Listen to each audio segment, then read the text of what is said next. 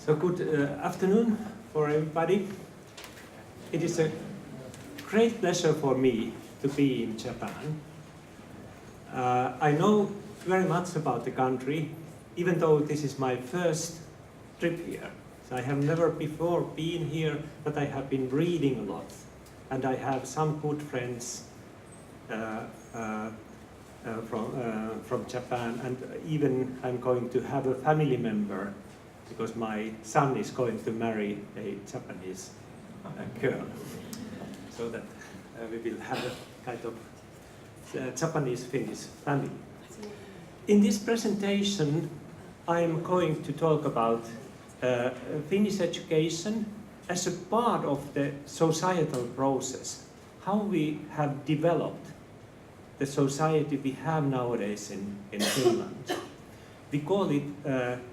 welfare state or Nordic welfare state model. You probably have heard about that. And in the presentation, I will show how the education has been a crucial part of developing the welfare state model, and also explain a little bit the achievement of the Finnish education, how because in international comparisons we have made relatively well. I try to explain how that has happened. You want to explain something? 失礼いたします。その中でリーネン先生、今回日本来るの初めてなんですけれども、昨日私も初めて伺ったんですけども、息子さんと娘さんがいらっしゃって、で息子さんが日本人の方とお付き合いをされているということで、今日の発表っていうのがフィンランドではその教育っていうものがその社会の中でもう本当に政治の中でも社会の中でも重要な立ち位置にあって、でそれがどういうふうに今こうフィンランドが教育で成功してるっていうのをどういうふうにそのプロセスっていうのを今回説明してくださるそうです。ちょっと簡単な予約になってしまうんですけれども、こういうさせていただきますので本日よろしくお願いいたします。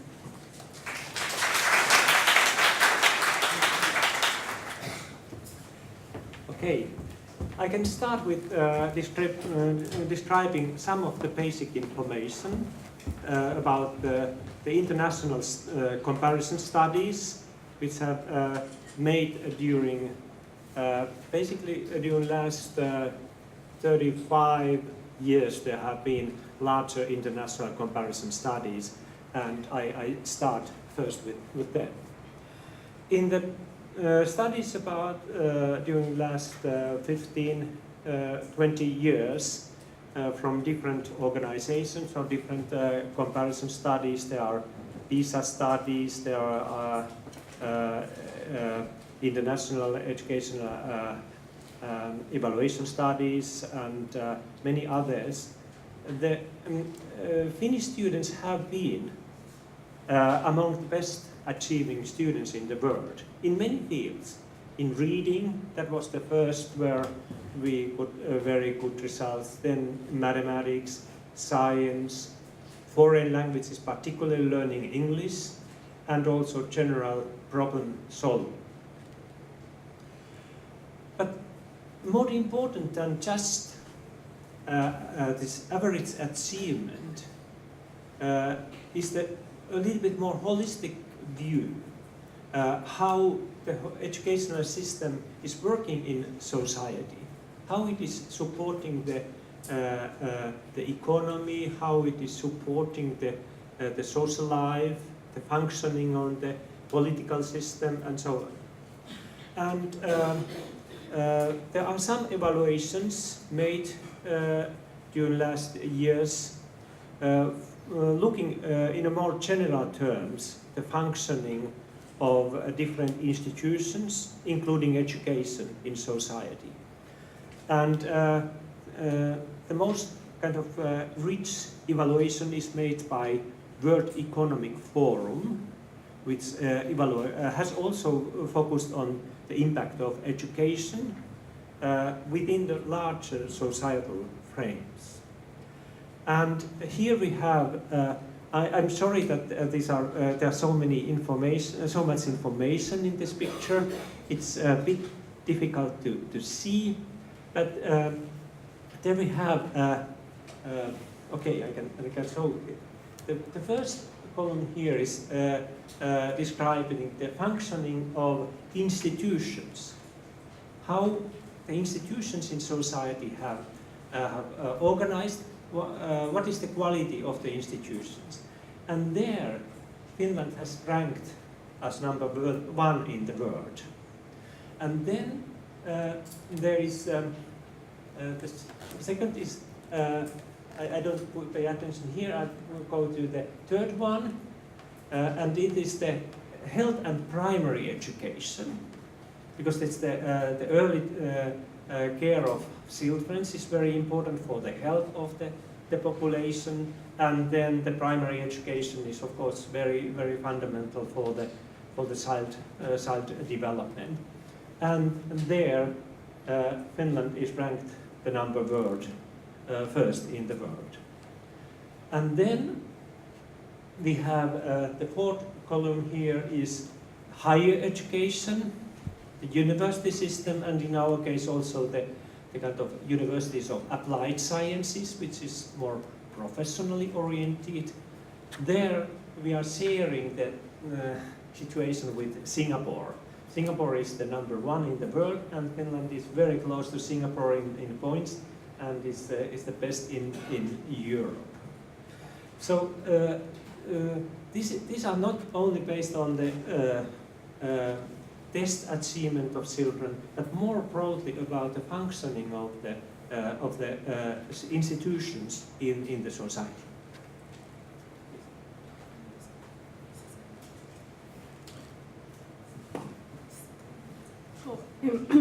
今見ていただいたんですけど、そのフィンランドの教育の成功っていうのが、そのただの成績がその国際比較の中で成績がいいとかで、そういう子どもたちだけが頑張ってるとかっていうわけではなくて、そのいろいろな背景があって、さっきの棒グラフのところに下に本当にちっちゃくの役をつけさせていただいたんですけど、もう見ていただければ分かると思うんですけど、この国々の中で1番っていうのとヨーロッパの中で1番を取っているのがフィンランドが取っているのがその3項目あって、その公共機関だったりとか健康と初等教育だったりとか高等教育っていうところにそのフィンランドが高いスコアを得ていて、それが教育のそのフィンランドが教育において優秀な成績を収めた要因となっているというふうに。大事なのは総合的な視野であって、その単発的にこれで1番これで1番っていうような話ではなく、やっぱりそのフィンランドの教育っていうのは社会全体の中でやっぱりその中核として機能している、そういう全体論的なホリスティックなところでやっぱりフィンランドの教育っていうのを見てほしいっていうようなことをおっしゃっていました。Okay, and from the point of view of the whole society, it is not only important to pay attention to the average achievement of students when we look the functioning of the educational system, but it is also important that how equally the educational system is helping students coming from different social backgrounds, different ethnic backgrounds, different parts of the country. Because, as I mentioned in the beginning, the education is a tool for developing the welfare state, the society as a whole. Then it's not enough that we have a few very high achieving students. That it is very important that all the students have access to quality education and can benefit of that. The following table of OECD studies summarize several international comparison studies looking mathematics and reading, and then look how the achievement level is related to the equality of the educational system. And this is again a table which is difficult to read because the numbers are so, the letters are so small, there is so much information. But here we have, this dimension is that we have low achieving here on bottom, and there in the top is high achieving countries. And here is unequal education system, and here is an equal education system. In general, we can see that if a system is more equal, it typically also produces better average results. And here, Finland is located, it is a high achieving country, and it is very, very equal. But then if we look this picture, we can see that Japan is also very good here in this comparison. I'm glad that I can show this very, very positive findings from Japan as well. そのスライドにも書いてあったように、そのなんかの子どもたちのその成績の高さっていうのがその教育の平等性に強く結びついているということで、その共同の平等性とその高い成績っていうのがさっきの次のグラフ、大きなグラフで見ていただいてもう一目瞭然だと思うんですけれども、この平等性のある教育制度を持っている国々っていうのが高い成績を収めているっていうふうにあって、でフィンランドはもう見るからに、エストニアっていうのもフィンランドの近くの国になるんですけれども、でそれとあと、面白いことにその日本っていうのが同じくらい高い成績を収めていて平等性のある教育を持っている国だっていうふうに言われていて、ちょっと面白いですね。What year? This is, I think, 2012 or so. Yes. 2012年のデータ。5年ぐらい前です。はい。Or even younger, so that I have to check. I didn't remember the book is here. じゃあまた後ほど調べてからデータの年数は載せさせていただくそうです。はい、フィンランドの教育っていうのはやっぱりこう平等であること、先ほども私もご紹介しましたけれども、その子どもの地域とか家庭の経済状況とかにかかわらず誰でもが平等な教育を受けられるっていうことが非常にこう重要で、それが一つの教育政策の最も根幹として実現されていると。Okay, and then a kind of long-term indicator of the equality of educational system is also that how the students who come from families where the parents do not have higher education have access to universities or other higher education institutions later. And because traditionally we know that in many countries students who come from academic families where parents have high education, they have much better chances to get to the higher education than students who come from non-academic families where parents have only very low education. And this OECD statistics, which I show next, describe exactly this phenomenon, how students can have access to university and other higher education institutions from different families. And there we have two cohorts, an older one and a newer one, so that we can see how this phenomenon has developed. And here we see that we have the older cohort are people who were in 2012 to 2015, the statistics from that time, they were 45, 59 years old, who had graduated from universities or other higher education institutions. And then there was the younger cohort, 30 to 44 years old. And here, this figure describes the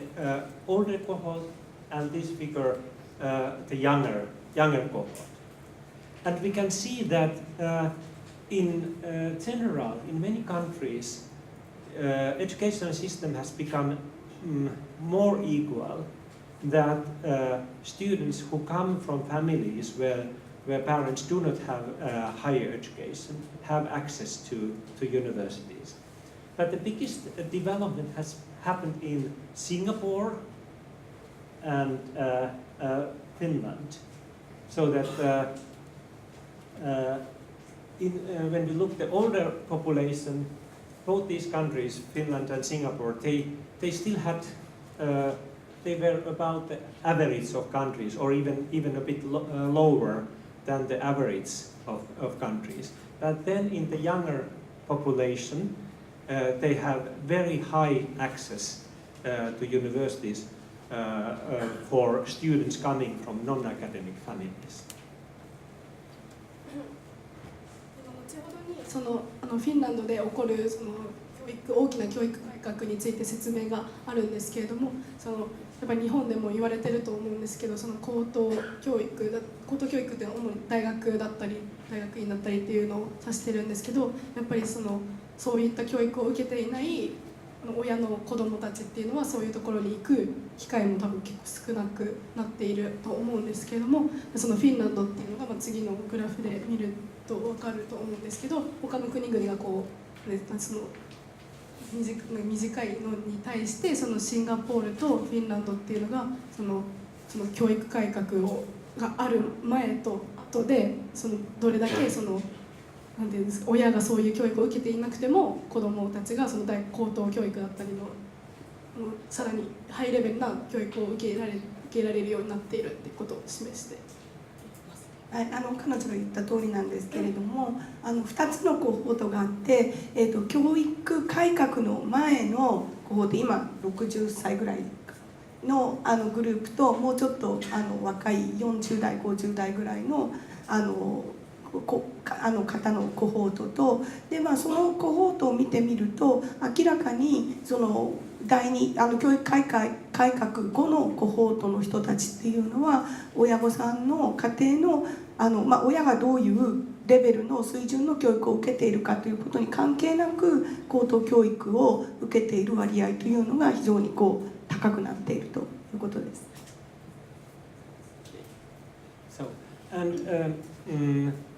This comparison of the two cohorts is particularly interesting in the case of Finland, because we had a very big educational reform in 1970s. And now if you look at the cohorts, the older one, the 45 to 59 years olds, were students from the old system, and then the younger cohort, 30 to 44 years olds, they were students from the reformed educational system. So that this is also partly indicating what was the impact of that educational reform we made. And next I'm going to talk about the reform, but maybe the translation of this first bit.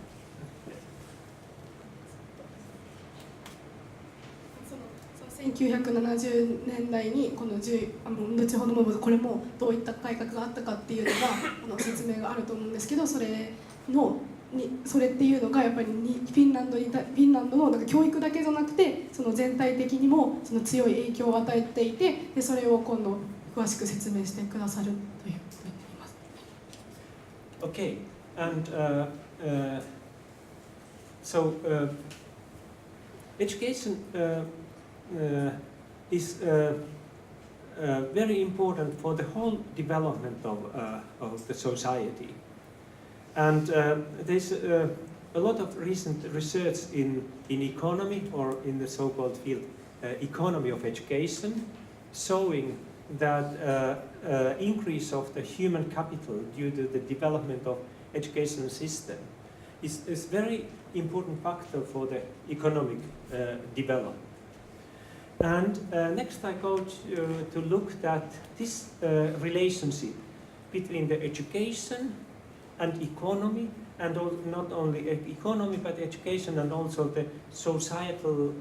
cohesion, the societal development and education in the Finnish history. I start with this is a long period. I described the last 100-year development in Finland in a very short time. 100 years ago, Finland was one of the poorest countries in Europe. Very, very underdeveloped, poor country. And since that time, there has been a very interesting reciprocal development of the Finnish education and the development of the Nordic welfare state model, which has then made this strong economical development possible. Here you can see statistics about the gross domestic product, which is the typical indicator of the wealth of the country. And you can see that Finland was extremely poor. It was clearly poorer than the other European countries at the end of the 19th century. And in addition to that, in the beginning of 20th century, 1918, we had a very kind of dramatical and violent civil war, which had very deep influence on the society. So that there was a conflict between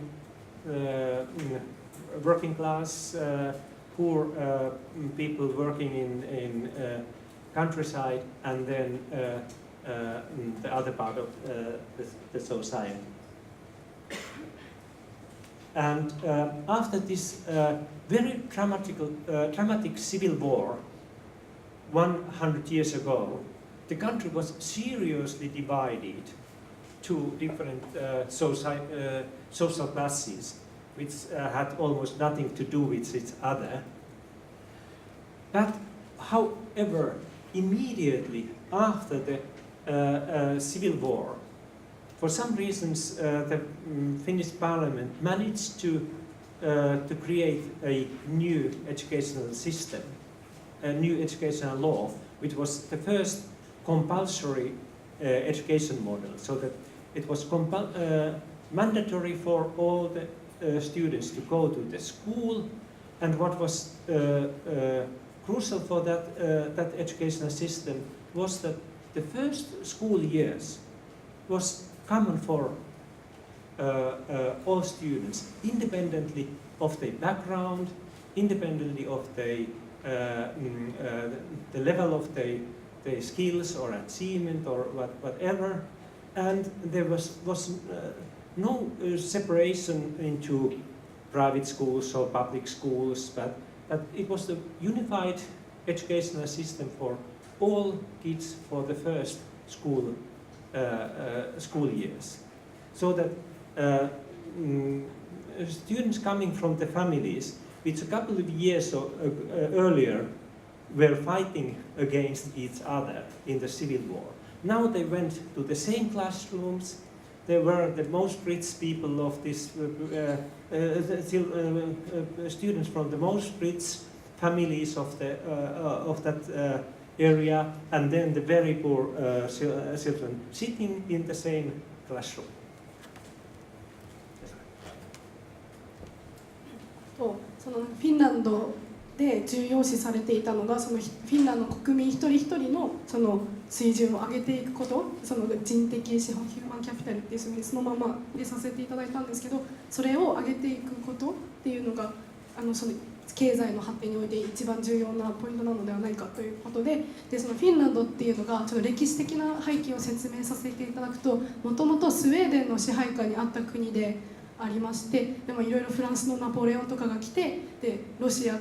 に侵入されたりいろいろしたりして、でフィンランドやっと独立できた国で、だからその次のあれですね、グラフにもここにスウェーデンっていうのが書いてあるのが多分それが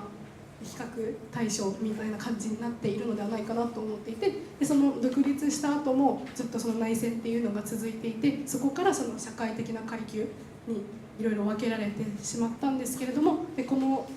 後にでもその政府がその義務教育を確立することが大事だっていうふうになって、いろいろな階級があったとしてもどの階級の子どもたちも同じ学校に通うことによって、でそれがそのフィンランド人の国民意識を敷居を高めていて、それが最終的に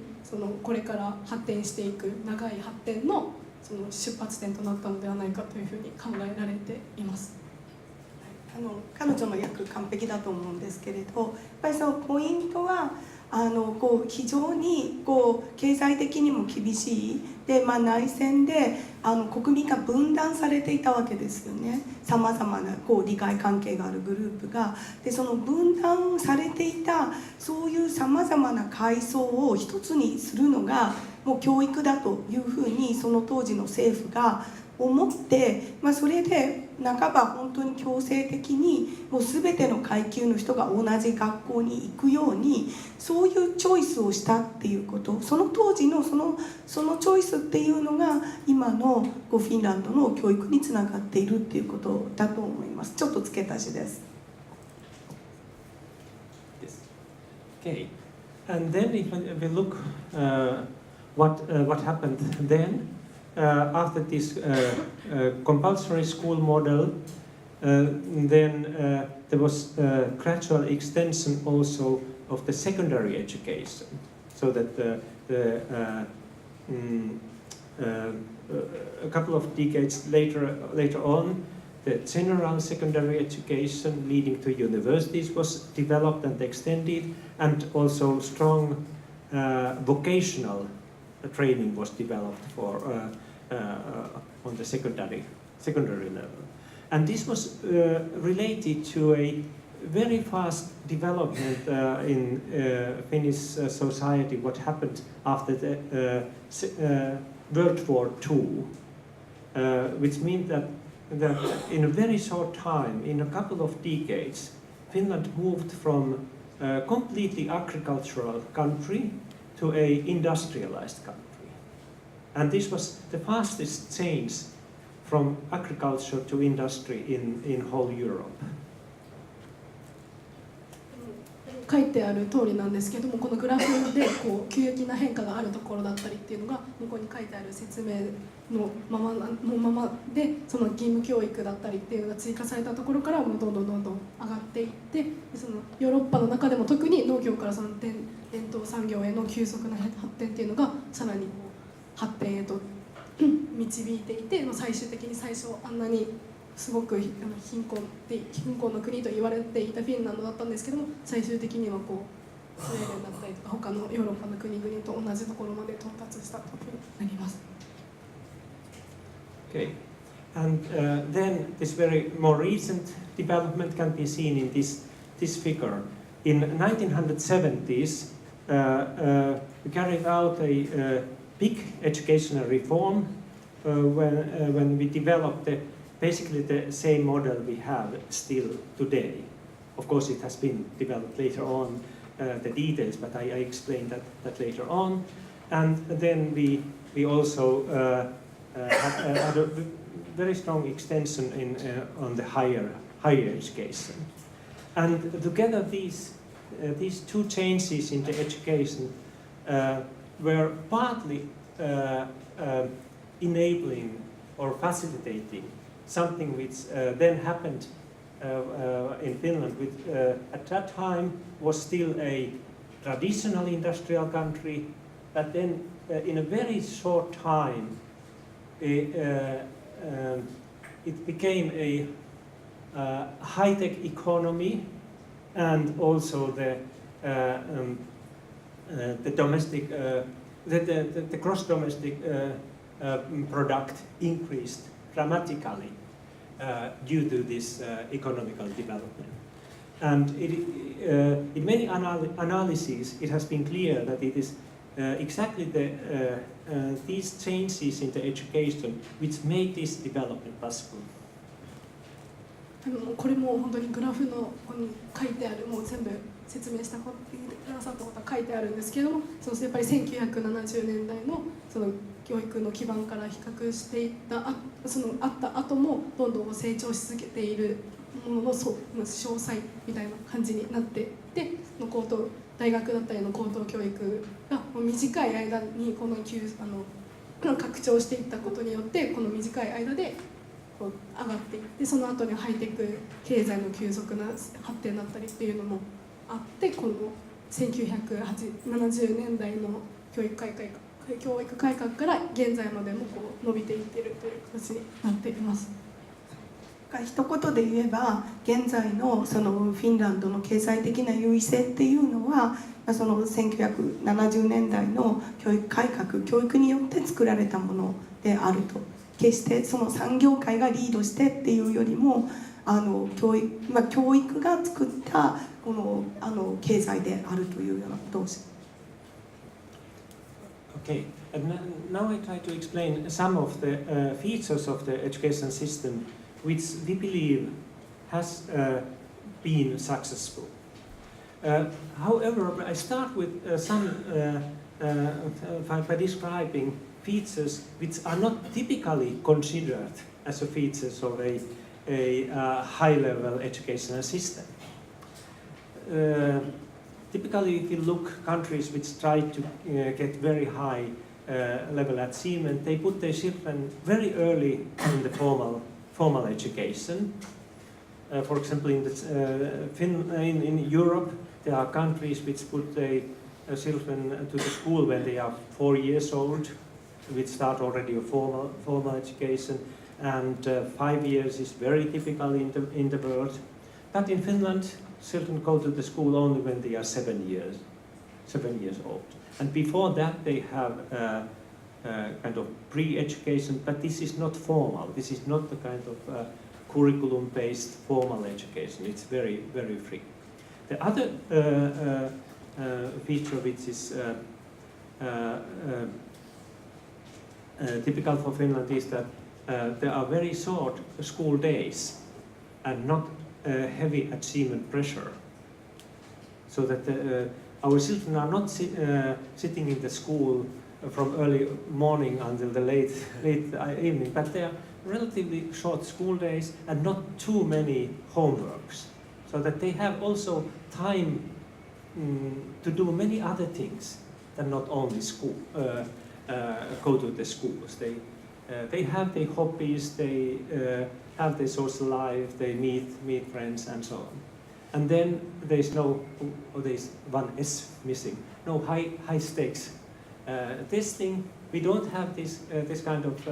testing system which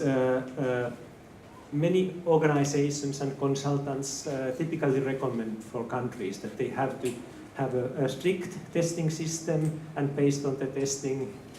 give funding or punishments for schools or teachers. We don't have that, and all these have been results of a conscious policy. But these are also very challenging principles. I come back to this later on. But is it money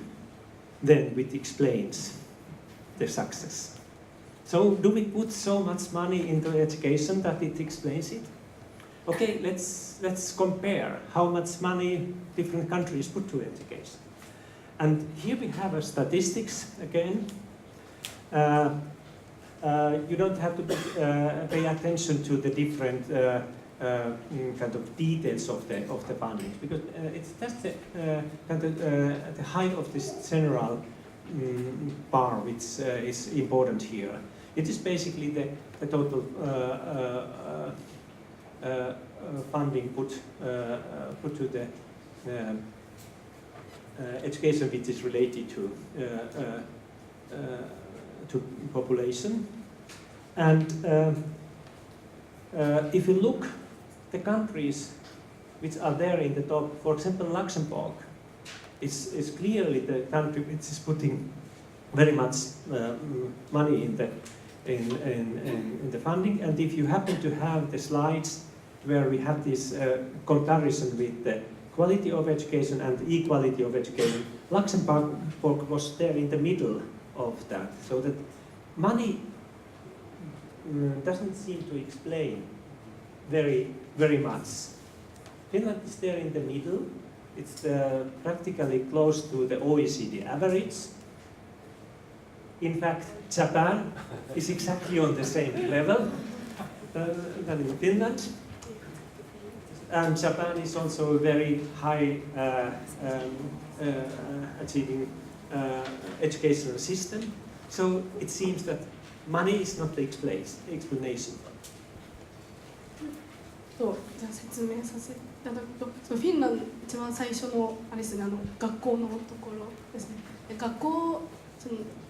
一応ね、フィンランドにもプリスクールって呼ばれる就学前教育だったりっていうのはあるんですけど、それを除くとその教育が始まるのが7歳になった時で比較的遅い。フィンランドのあとその学年っていうのが年ごとに生まれた年によ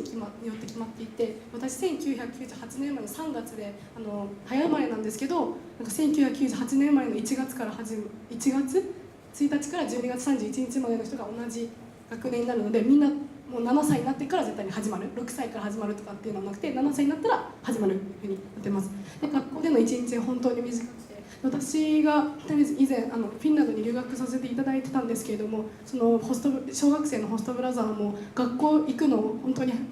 普通にみんなと同じような感じで行くんですけど、帰ってくるのもめちゃくちゃ早い、とても早くて、で早いんですけども、みんな部活っていうのは学校にはないんですけれども、帰ってきた後にそれでさっき先生おっしゃったんですけど、友達と遊んだりとか、その地元のサッカーのクラブチームに所属したりだったりとかって、でそれは大人の方も結構やってらっしゃって、でその学校で勉強する、仕事で働く、でもその後に自分の好きなことをできる時間っていうのがもう本当にたっぷりあるので、なんかそれも結構そのなんて教育とはそのね、どれだけ勉強してるかっていうのとは関係なくて、で宿題も少ないので本当に一日自分の好きなことができます。でテストだったりとかに結果によってその政府からこの罰を与えられたりっていうこともないので、なんていうんですか、それも結構面白いところだっていうふうに説明があって、で次のグラフでもそれがその財政的な問題なのかっていう意味でじゃあ見てみようってなったんですけど、ルクセンブルクがすごくとってもお金をかけてると思うんですけど、最初の方に皆さんご覧になっていたグラフでこの何ですか、その平等な教育っていうのと高い、成績が高いっていう、はい、すみま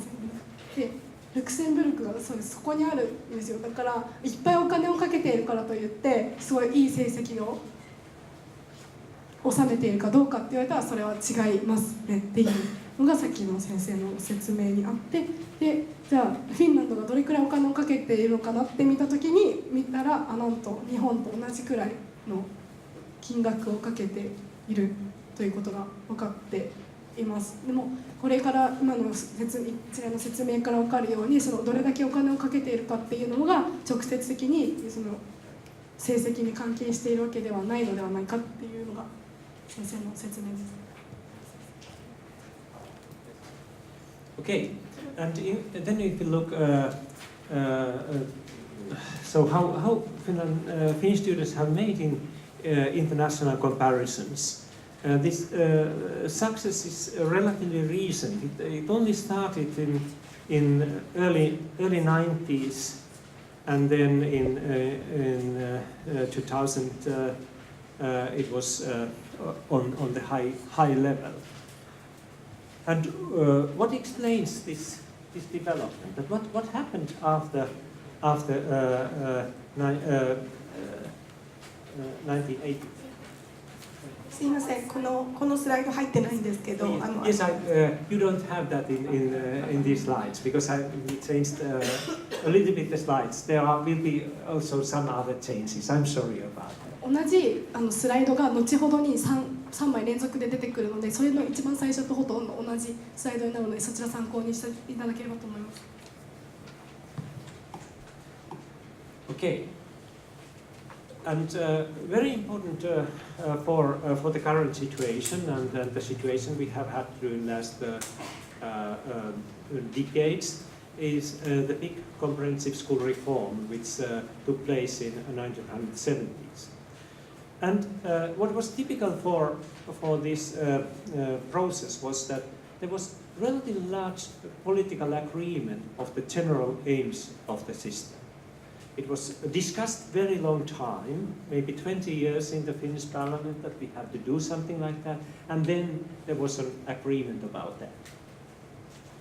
And what the political level made, they only decided about the general aims and about the basic structure. And then there was a very careful experimental phase, these pedagogical approaches were experimented, and also the curriculum was, there were many versions of the first curriculum. It was tested in a few schools first, then in a little bit more schools, and very carefully tested before it was applied for the whole education system. There were very clear aims which were taken seriously, and it was written in that way that the system had to take that seriously. And the clear aim was attempt to combine equality and quality. So that was dominating this reform very, very strongly, this combination. And there was the political level decision about the structure, 9 years comprehensive school for all children. It consists of 6-year primary and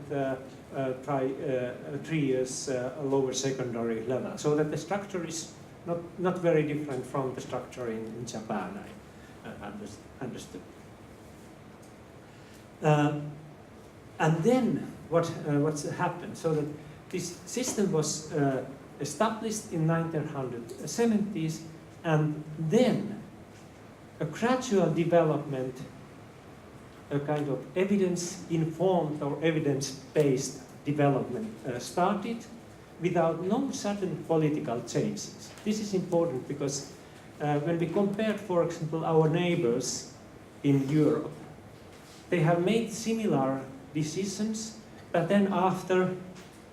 4 years or 8 years, they have dramatically changed the system again because a new government came into power, and again after 4 or 8 years they have made dramatical changes. And this has destroyed the opportunity for gradual evidence-based development.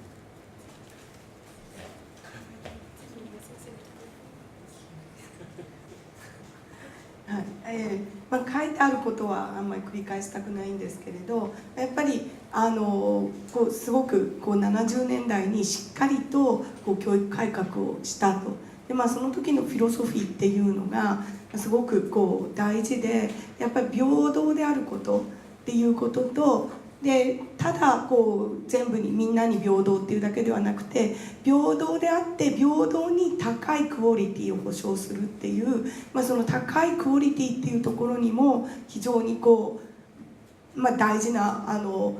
目標を置いたっていうところで、それが何よりも大事だっていうところですよね。で、そこをしっかりと見定めて、で、そこから骨組みを決めたら、あとはもう覚悟を決めてずっとそれを続けるということで、やっぱりフィンランドの教育がすごく成功したことって、それを決めたことを一気に全部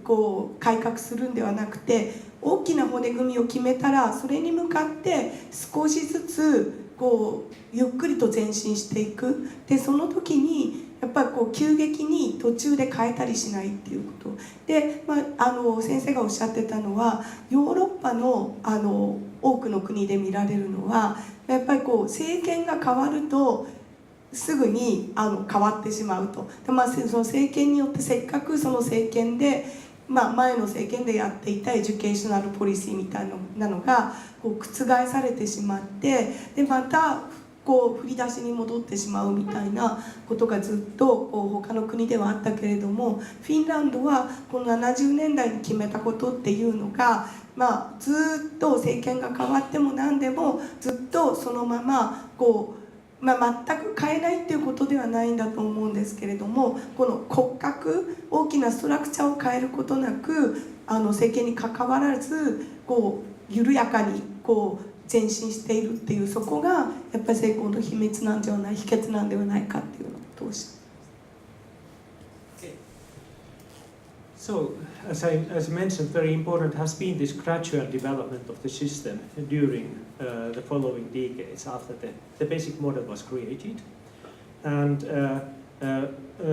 because there was this main aim to combine equality and quality, but it was clearly made, or they tried to complete this aim in two phases. And the first phase clearly focused on building a system of which support equality, and only afterwards the quality elements became more important in the system of education. And if you look what was made for improving the equality of the educational system, the first step was implementation of a unified curriculum without any ability-based tracking system. In the very first years there was a kind of transition period when there was a ability-based tracking system, but very soon we moved to a model where there was a joint aims for everybody. Of course, there are some children with special needs who have then different aids, but this is a very small part. But basically, there was the same aims for everybody. And then, what was also very important in the very early years, there was internationally well-known idea of mastery learning. Finnish researchers were thinking very carefully that what could that mean in our model, how we could apply some of the ideas to develop a kind of a pedagogical model for the whole educational system. And this model was developed, a kind of flexible allocation of teacher support and time according to the individual needs, which can be described with this very simplified figure that there are joint kind of core goals for everybody. So that the core curriculum was defined in that way that this is the level which practically every children should reach. And then the pedagogical strategies were developed so that according to the kind of background, so that they were, of course, some students were much faster learners, they had a strong background from their families, and then some others, very little prior knowledge, very badly developed study skills and so on. And then the teacher support was systematically allocated to students according to the individual needs. And this model was implemented very systematically during the period when we started to develop these new educational models in late 1970s, 1980s. And of course, nobody believed that everybody could reach exactly the same aim, and that was not the idea, of course. But the idea is that they come, that even the weakest students come very close to the joint goals, then fast students can go further on whatever level. That's not the problem. But what was important that at the end the differences between students are not bigger than they were in the beginning, that small.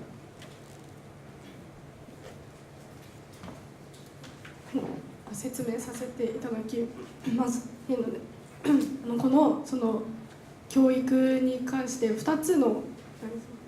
重要なステップがあってでその最初にまずその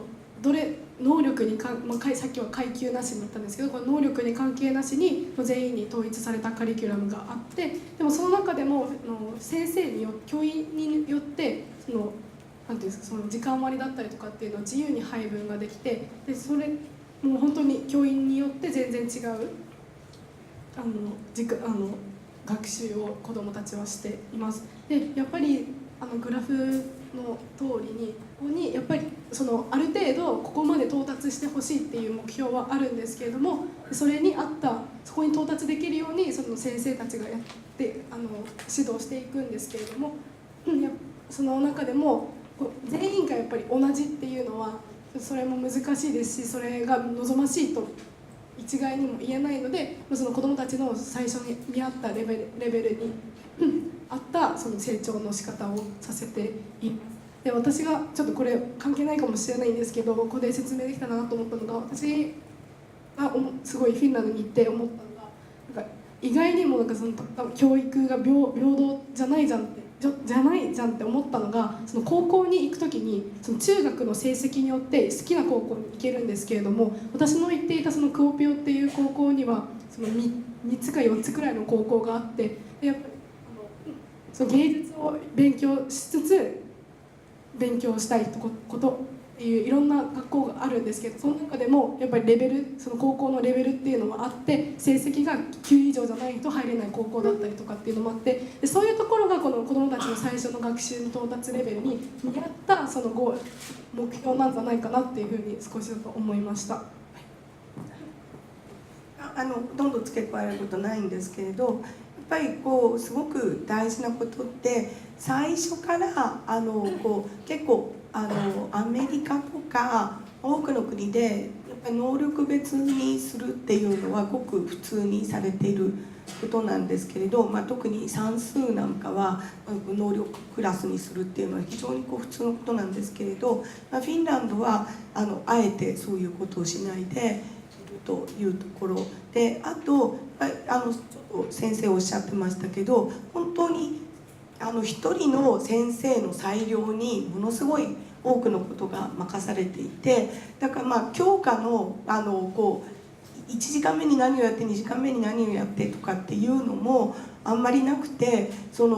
えるべきことをもう教科横断的に一人の先生がもう全部決めていいみたいな、そういうようなことをしているっていうのがフィンランドの特徴かなというふうに思います。後から出てくるんですけどそれだけフィンランドでは先生のクオリティっていうものにもものすごく厳しいものを要求しています。Then there was also some practical solutions. For example, money was very much used in the beginning for guarantee that the class size is not too big because if we think the pedagogical model where there are students who have relatively large achievement levels in the same group and the students have to allocate the support for them individually, it is not possible if the class size is too big. So that was a very systematic policy to reduce the class size. And then also the effective special education system was developed already in late 70s, early 80s with a flexible model so that there was part-time support within the whole classroom, then part-time support outside the own classroom in small group, and then for some students then a little bit longer full-time special education, and if possible, then they returned to the regular classroom after this kind of special education year, for example. スライドがちょっとあれ翻訳が少しずれてるんですけど、ここだけ見て、翻訳に関してはここだけ見ていただければいいので、ここはさっきと同じ繰り返しになってしまって申し訳ないです。で、やっぱりその小さな小規模のクラスでやっていて、でやっぱりそのクラスが大体20人、小学校だと20人くらいだったり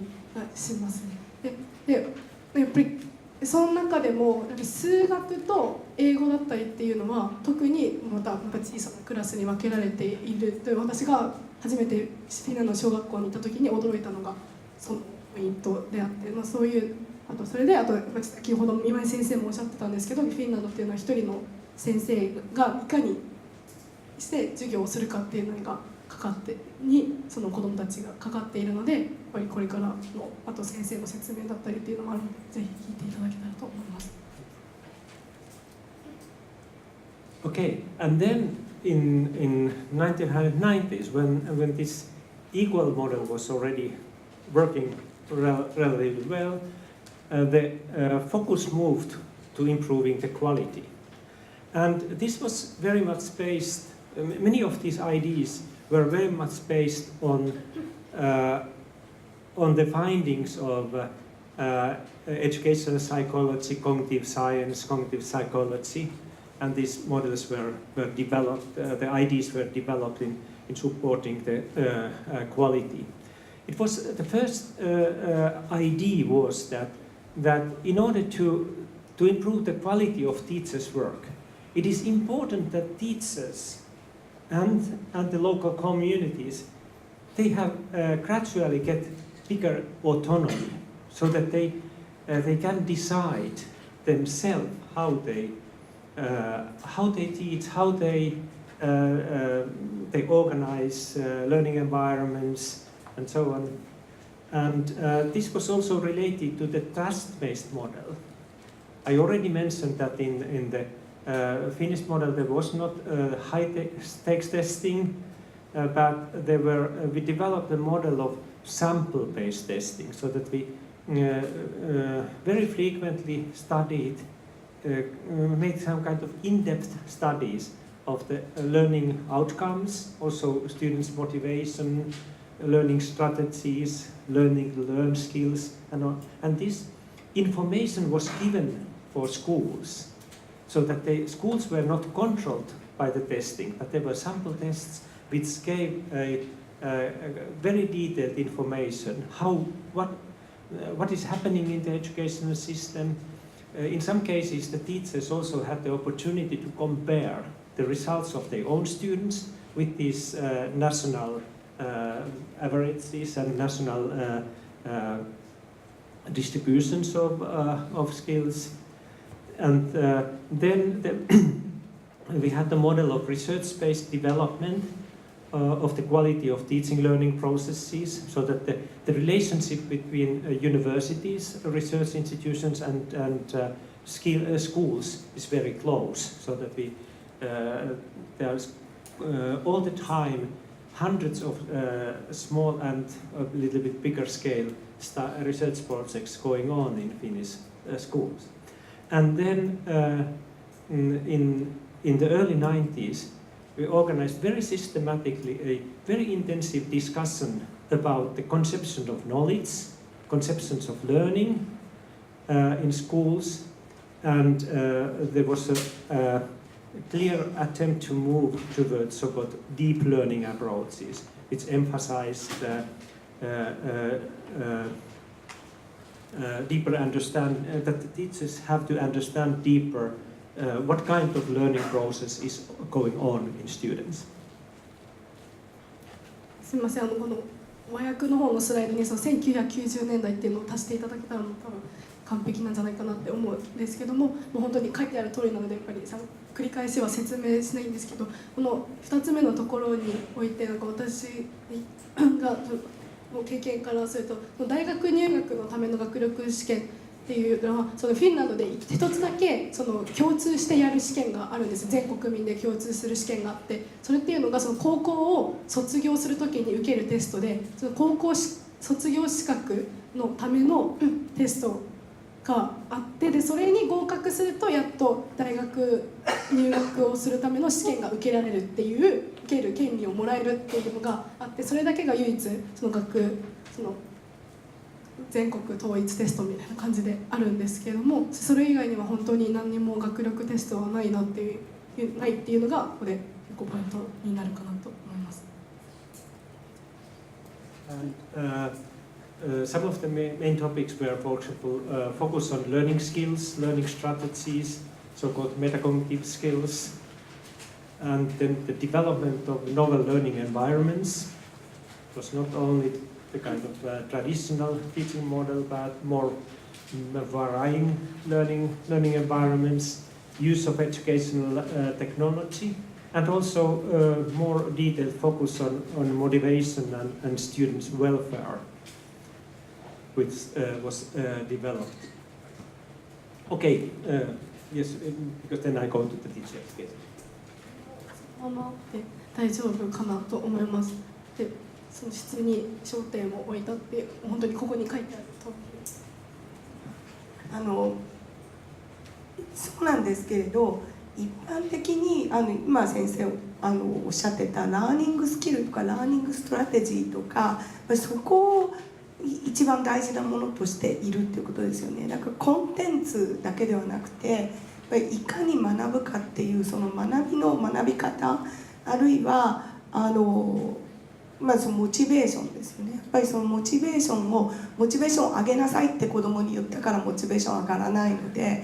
どうやってそのモチベーションを上げていきつつ、基本的に、私の本でも書かせていただいたんですけど、学びっていうのは入れるものではなくて自分で子供が発見していくものなので、そこを一番重視している。それがフィンランドではもうなんていうか、もう教室、全ての教室で全ての学校で、そういうこと、その認識が共有されていて実践されているということ。Okay. So, of course, this all means that there were huge challenges for teachers. If you think about the principles which were implemented, and so that how to go with the diversity in the classrooms when it was not anymore possible to put the high achievers in one classroom and low achievers in another classroom, where all the students were in the same classrooms, and we had relatively high joint aims for everybody. And how to increase then the quality of learning after the equality was supported, and then how to modernize the content and methods of traditional education. So all these challenges were kind of very ambitious for teachers. And the solution for that was then a teacher education reform which started at the end of 1970s and was completed in 1980s. And the first step was that all teacher education moved to universities. Before that we had separate teacher education colleges, and then some teachers were taught in universities, some in the colleges, but now all teachers were from kind of early education until high school teachers were educated in universities. And the second step was to hire the requirements for teachers. Earlier we had much lower requirements for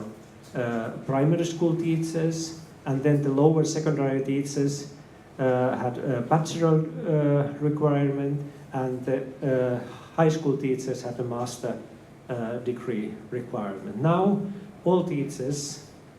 primary, lower secondary, and high school teachers had to complete the full master degree before they became qualified teachers. the kindergarten teachers still have a bachelor degree as a requirement for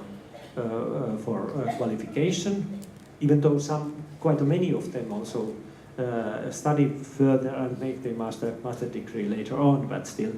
the requirement is not. And then the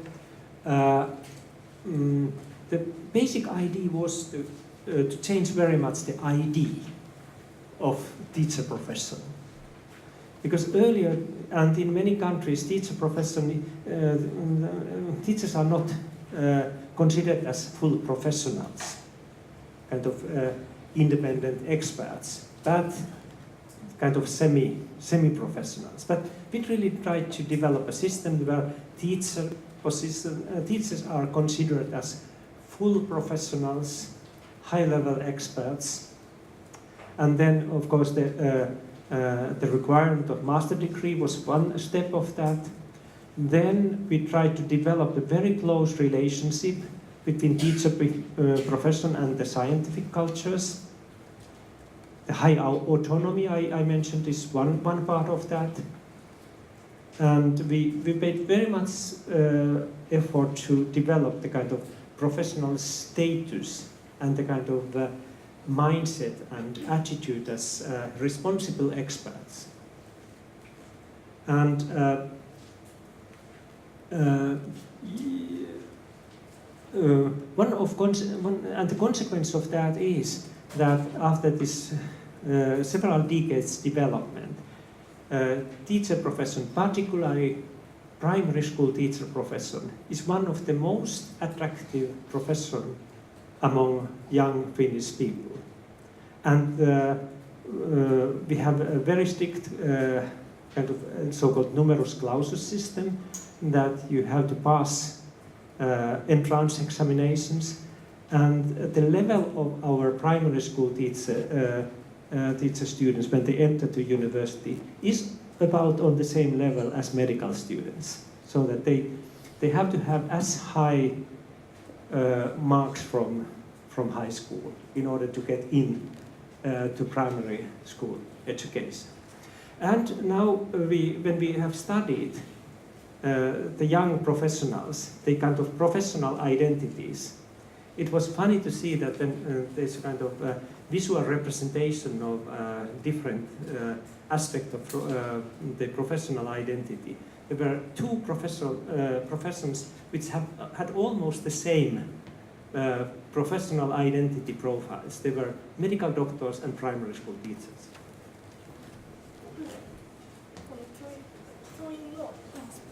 教員がどれだけすごいかっていうのがもう多分もう分かったと思うんですけれども、以前はその大学の卒業資格があればその教員になれ、日本と同じような感じだったんですけど、で今は幼稚園を除くその全ての教育段階においてその3年間の大学と2年間の修士の大学院のその大学卒業資格が必要になっていて、でそのやっぱりさっきも申し上げたんですけど、その大学に入るのにも高校のその統一テストを受けた後にさらにその高校でどれだけそのいい成績を取ったかっていうのだったりとかも重要になっていたりとかしていて、もう本当にその先生っていうのがもう日本とはもう比べ物にならないくらいすごいステータスのある職で、もう私もフィンランドに初めて行った時に今度来る人は算数の先生だった人なんだよとか、本当にすごいからもうちゃんとリスペクトしてねって言われて、でそんな先生にリスペクトしなきゃいけないんだって思うくらい、でもやっぱりお医者さんと同じくらいっていうふうに考えたら多分皆さんもとっても分かりやすいと思うんですけど、それくらいその尊敬されるべき対象になっているので、だからそのフィンランドの小中高大の全てにおいてその先生っていうのが立場がとても確立されているので、もう誰一人そのなんかうめき声を上げたりとか、もう寝てる生徒はもう一人も私は見たことがないです。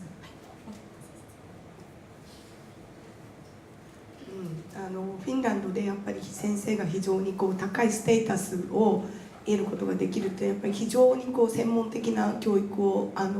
受けているからっていうのもあると思うんですね。最初に先生がおっしゃっていたように、今どんどんやっぱりフィンランドもグローバリズムの影響が非常にあって、クラスが多様になってるんですね。やっぱりすごく移民の方も多くなってるし、でその多様になっている中でいかにそのハイクオリティのそのエデュケーション教育を担保するかっていうのは前よりもどんどん難しくなっていると思うんですけれども、それに合わせてやはりますますこうプロフェッショナリズムに、磨きをかけているっていうのが現状じゃないかなと思います。I have a question. How are the how do you do the screening for? So I heard that getting into the Department of Education to be a teacher, school teacher, would be very competitive, right? So not everybody who wants to cannot be allowed or admitted, right? How is the screening? Yes, screening. In the screening, we have two-step procedure. First, we have a national examination, so that we publish some material 1 month. 1 month before the examination, and there are typically scientific articles describing education, and then the students, those applicants, they have to read them, and then there is a test how well they have understood these articles, and then after the first selection, the second selection is that those who have passed the first selection, they go to the test where we have interviews and small group situations where we observe the social skills, the kind of education, the approach to when they organize situations and so on. So that this is a quite careful selection procedure. Right. When are they selected? When they enter the school at the university, or after that? After do you? No. This is for primary school teachers. This is the entrance examination. These two-step things. And for secondary school students, because they are first students in the different faculties and departments, mathematics, history, English, and so on. And then when they want to get teacher education, then they apply to the Faculty of Education. And then there we have the feasibility kind of and this kind of personality and social skill tests for them. So that there are two different models for. その非常に先生に教員になるっていうのが狭き門で非常にコンペティティブだということで、どういうふうにしてその選抜が行われるのかっていうことをお聞きしたんですけれども、まず2段階あって、でその小学校の先生とそれ以上の高等教育の先生でまた違うんですけれど、小学校の先生に関しては、大学出た時にその教育学部に入るかどうかっていうところで非常に教育学部に入るの難しいっていうことなんですけれど、そのスクリーニングとして2段階あって、まず国が教育に関する論文ですよね、論文集をそのアプリカントに応募したい人たちに渡して、で1ヶ月それをその応募者は1ヶ月それを熟読し、でその上でどのくらいその論文が理解できたかっていうことを、精査されるというか、そういうテストが行われると。で2段階目はその後でインタビューなんかがあって、その1段階目を通過した人に対してインタビューなどがあって、でその例えばどのくらい、その教育に対する方針とか考え方とかフィロソフィーとか、あと社会性ですね、それと教師への適性とか、そういうその人柄も含めて見ていくっていうのが2段階目だそうです。で、その中学校以上のその専門知識が必要な高等教育に関してのスクリーニングは、まず最初にそれぞれの専門で、各部はですねそれぞれの専門の学位を取らなくちゃいけないそうな例えば数学の先生になりたければ数学科で数学の勉強をしなくてはいけないとでそういうような、勉強をしてそれで大学院に進む時にその先生になりたいということでしたら先ほどの2番目の2番目のやっぱりその教育に対する指針方針考え方、それから社会性っていうような、そういうものをインタビューで確かめるっていうことで、そういうふうにして選抜が行われるそうです。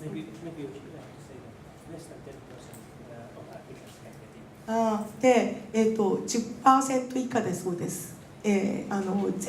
全員の応募する人の 10% 以下しか採用されない、採用というか採用までも至らないわけですよね。要するに大学にその入学許可が出るのが 10% 以下だそうです。大学にっていうか教育学部にですね。はい。So I have here the term adaptive academic profession. In fact, we use as a keyword for developing the teacher education nowadays the term we have learned from Japan, from very, very good Japanese colleagues who are passed a couple of years ago, Hatano, who developed the concept of adaptive expertise that is used in our work. Okay, so if we look quickly how the teacher education is related to this development, I did so already earlier. So here we had the reform of the teacher education model, and here the majority of new teachers had completed the model, the new teacher education model. Of course, there is no causal relationship, so that it's not clearly the explanation for that, but you can clearly see that they are related to each other.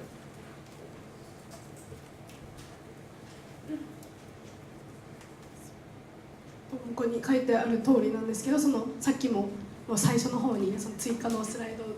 あったんですけど、この急激な1970年代後のその急激な変化のなんていう急激な変化の要因っていうのがその新しいその教員養成プログラムによって導かれたものだというふうに言われています。Okay. So, Professor Imai asked me to add a few words about the Finnish model, how students learn English, and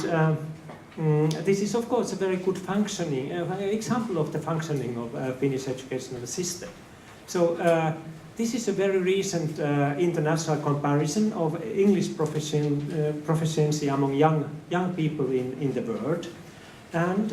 it has been divided in 5 different groups. The big number of countries, all of them presented in this figure, but there is a big number of countries covering most of the world, and here Finland is this very high proficiency group. And this is interesting because if we look at the European languages, we have there a big group which is called Indo-European languages, and they have the same background. They have developed from the same origin, the Indo-European languages. And then within the Indo-European languages we have a smaller group, Germanic languages, which are very close to each other. There is English, Dutch, which is spoken in the Netherlands, German, Danish, Swedish, Norwegian, and some other languages which are very close to each other. But then Finnish language doesn't belong to the Indo-European language. It has nothing to do with that. There's only a few other languages which are close to Finnish, but it's very far away from English. So the structurally and also the words are very different, the pronunciation is very different, everything in the language is very different from English. So even the way of thinking we use when we express sentences is different in English. And then, if you look this group of the high achieving countries, there are two groups. There are the countries where the languages is the Indo-European and Germanic language, so that the all languages are close to English. And then there are two other countries which are former British colonies, where English is still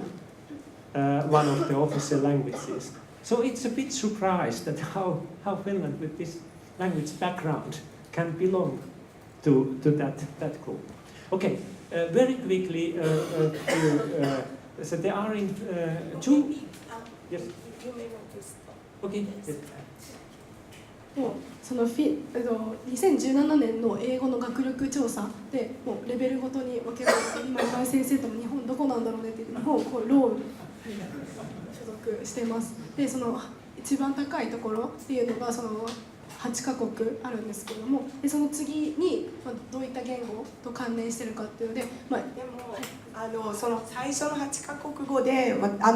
カ国で私ヨーロッパのいろいろな国いろんな機会に行くんですけれど、一番どういうレベルの人でも普通に英語が話せるっていうのはフィンランドです。フィンランドしかなかったです。そのドイツもオランダとかもそうですね、サウスアフリカとか行ったことないですけどなんていうかな、もちろんハイエデュケーションを受けてる方は英語上手なんですけど、例えばこうバスの運転手さんとか電車の社長さんとかにいろいろ聞きたいような時に英語で話しかけても答えてもらえないこと多いんですけれど、フィンランドは全く問題ありませんでした。だからそういう意味で本当にもう小学校からやってるそうなんですけど、そのレベルでも本当に定着しているっていうところがすごいなと思いました。で、続きをさせて。でそのゲルマン語の中にその英語っていうのが所属してるんですけど、そこを見てみるとドイツ語だったりとかオランダで話されてるオランダ語だったりとか、あとスウェーデン語だったりっていうのも入ってるんですけど、この大きなところはインドヨーロッパ語っていうふうにジャンル分けされてるんですけど、でフィンランド語はどこに所属するかっていうところの黄色いところですね、フィンボル語っていうところに所属しています。でここにハンガリー語とかあるんですけど、フィンランド語は一番近い言語を先ほど先生とお話ししてた時にエストニア語だねみたいな話をしてたんですけど、ハンガリー語もそういった感じの言語になるんです。文法的には結構似てるのかもしれないねって言われてる言語で、だからなんでその次のページでいっぱいあったと思うんですけど、これを見てみると、シンガポールと南アフリカっていうのはイギリスの旧植民地であったから、英語が結構話せる人が多いかもしれないんですけど、その他のヨーロッパのところを見てみると、ノルウェーだったりデンマークだったりスウェーデン、他の北欧の諸国とかオランダっていうのは、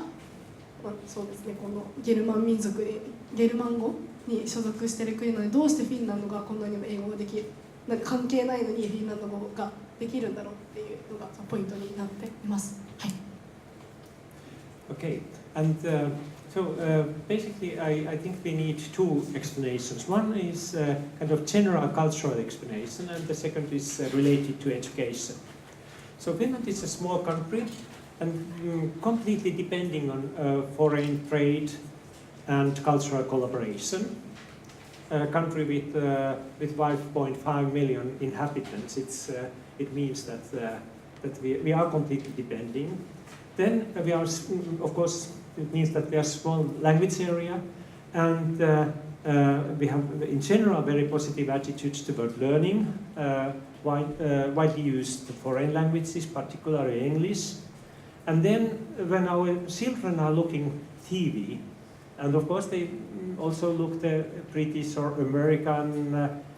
programs, the spoken language is the original one, and then there are subtitles. They are not, we do not use the dubbing system, which bigger language areas typically use, so that our children simultaneously can listen to English spoken language and read Finnish, so that it's beneficial for reading learning and also understanding foreign languages. And then computer games, even those which have been developed in Finland, are typically in English because they are for bigger markets. And students use so that the English language is present in children's everyday life. It's so natural for them. So that this is nothing strange. The English language, it's natural that they use it. And in education, so all young students study at least one foreign language, and it is mostly English. There are some students who start studying as a mother foreign language, for German first, but then later on English. Then we have a substantial share of teaching hours allocated to language learning. It's a little bit more, so that during the first 9 school years, we use a little bit more teaching hours for languages than for mathematics and science topics together. And this is, when we compare internationally, it's relatively high amount of time. But I think that the most important in the schools is that since 1970s, we have started to develop this pedagogical approach. Particularly in 1980s, 1990s, we have this very strong discussion about the way how foreign languages have to be taught. There was a lot of studies about so-called communicative and dialogical approaches for teaching, and what we have at the moment is a kind of teaching pedagogical model which emphasizes the communicative and dialogical teaching, but try to balance that also with the formal aspects of language proficiency. ここはちょっとさらっと書いてあることをさらっと書いてあることを読んでいただけたらいいなと思うんですけど、やっぱりそのフィンランドでもその1970年代のその教育改革よりも前に教育を受けていた方っていうのが、フィングリッシュっていうのがなんかっていう英語を話す。例えばなんか I think so too だったらなんか I think so too みたいな感じで言っちゃうような英語を話していたんですけども、この教育改革とともにその英語だったりとか他の言語の改革もされるようになって今に至っているという感じになりますので、詳細はもう読んでいただけたらなと思います。はい、今先生おっしゃってた中で、私個人的にすごく大事だなと思ったのは、やっぱり数学算数よりも言語の教育にもっと時間を割くっていうことなんですね。だからやっぱりすごく言語っていうものを大事にしているんだなっていうことでだけれどもそのコミュニケーション、よく日本だとコミュニケーションって言って、小学校とかだと本当に話すことばっかりじゃないですか。でもそうではなくて、やっぱりそのコミュニケーション中心主義に偏らないようにいこうっていうのは初めてしばらくしてやっぱり改革していったっていうことなんですけれど、やっぱりそのフォーマルな形式っていうか、文法とかやっぱりその言葉の使い方とかそういうところもしっかりやろうっていうことで普通になんか挨拶できればいいよねとかゲームができればいいよねっていうようなそんなお手軽イングリッシュの授業ではないっていう感じだと思います。I have one question about Swedish, right? So Swedish is your language, second language, right? And a lot of people, maybe not, but some portion of the people, for them, Swedish is the first language, right? Yes, so that historically we have 2 official languages, Finnish and Swedish, and this is nowadays, I think, about 4% of population who speak Swedish as a mother tongue. And this is particularly the southern part and very western and southern part of the country. But there in the middle of the country, there is practically no Swedish-speaking population. Is Swedish taught in school? Yes, if you finish a university degree, you have to make also we typically study Swedish at the high school, and then we have to make a Also not formal in the examination. primary school. Yes, yes. No, it is possible to study also in primary school, but typically students study only English in the primary school. Okay, so I wondered, because, the reason that, Finnish people are so good, fluent in English, even though the language is very far from English families, could be because, children learn Swedish, and then Swedish is close to English, right? So there may be an influence from Swedish. Yes, but nowadays the order is different, so that they start first studying English and only later on Swedish, much less. Earlier it was different, so that, for example, when I went to school, I started to study Swedish during this 5th school year, and then German later on, and then very end of my studies English a little bit. フィンランドは4% っておっしゃってましたけれども、スウェーデン語を母語とする人たちがいて、大抵はいろんなサインもスウェーデン語でもの表記もあるんですね。英語とフィンランド語と英語とスウェーデン語の表記があって、でスウェーデン語は英語に非常に近いので、だからそのスウェーデン語を知ってるから英語もうまいのかなっていうふうに思ったんですけれど、実はそうではなくて、その昔はスウェーデン語を若い時からやってたけど、今はハイスクール以上なので、小学校とかでやる外国語はスウェーデン語ではなくて英語で、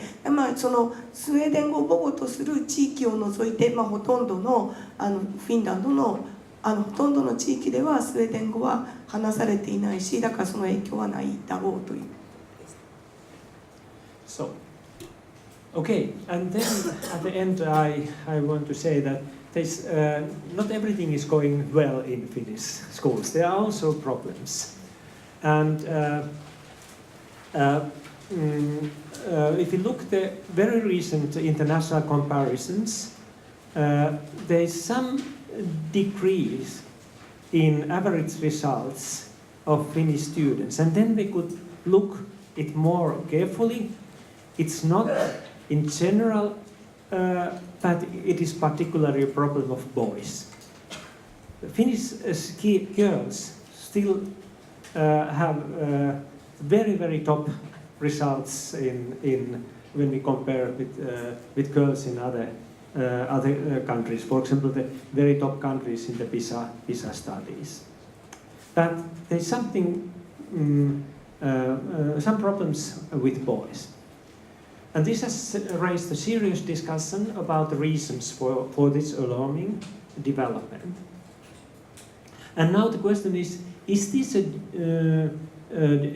due to the changes in schools or changes in the society around the schools?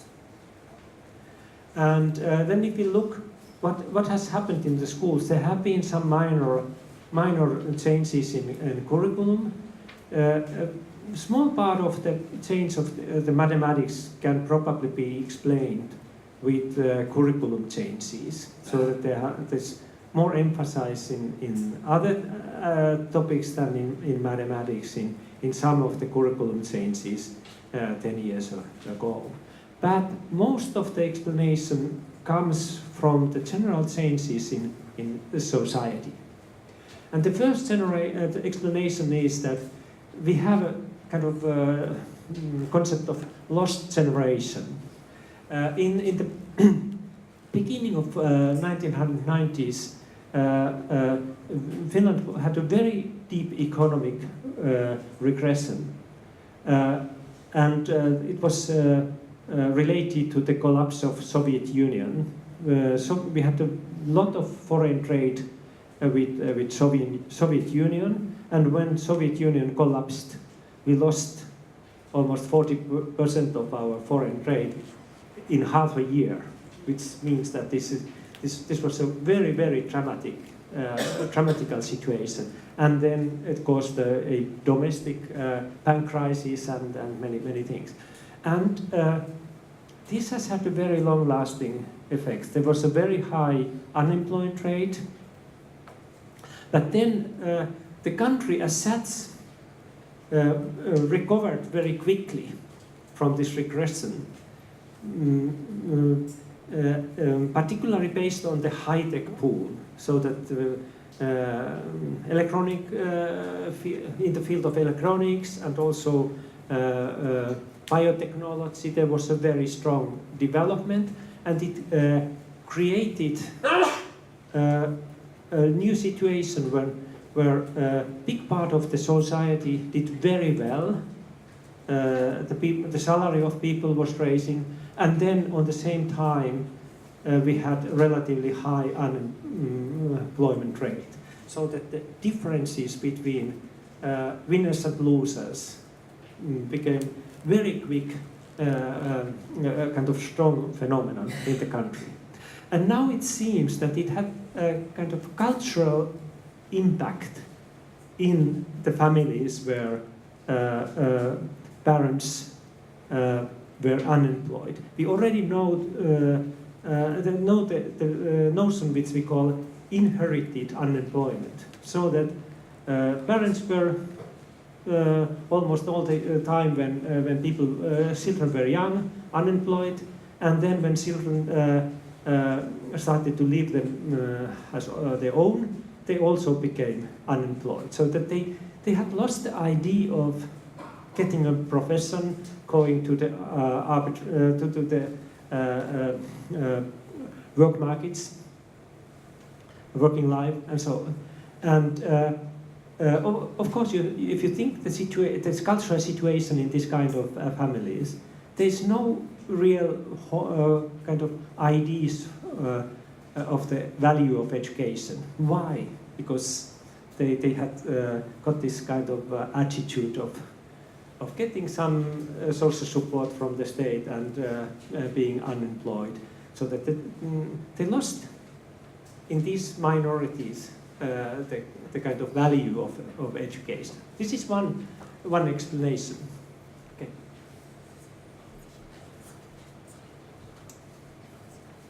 ここ書いてあることで1990年代初めに深刻な経済的なリセッションがあったっていうことだったんですけれど、それはソ連が崩壊したことによるんで、フィンランドお隣なので非常に多くの貿易をソ連との貿易に依存し、寄っていて、でそれが一気に半年でなくなったりして、非常に大きなリセッションになってしまい、でそのリセッションによってやっぱりフィンランドの今までの平等なっていうのが多少崩れてきて、やっぱりその敗者と勝者で、特にハイテクブームがやっぱりハイテクブームって教育ないとついていけない人たちたくさんいるし、でそういうことで、ウィナーとルーザーに分けてしまったっていうことで、そのルーザーファミリーの人たちっていうのが、なんかそのモチベーションを失ってしまったっていうようなことがあるんだと思います。I have a question. Is that because that those losers who really can't have a good job, they can be on social welfare, right? Because social welfare is that their attitude, of disvaluing education is that they can be, they can still live on social welfare without having a job. Yeah. はい、で今ちょっとお聞きしたのは、そういうルーザーの人たちがモチベーションをなくしたっていうのはどうしてかっていうと、やっぱりフィンランド高福祉国家なので、仕事なくても福祉で十分生活できるので、だからそのルーザーとなって、仕事十分なというか仕事に就けなくても食べていける。でそれを体験すると、じゃああんまり教育してもしょうがないよねみたいな